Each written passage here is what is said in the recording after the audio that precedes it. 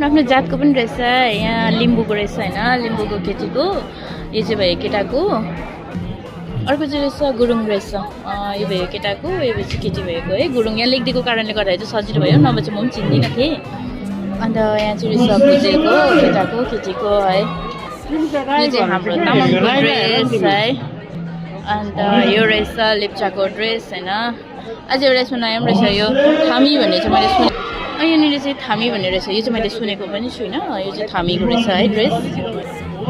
यो चाहिँ रहेछ नेवारको रहेछ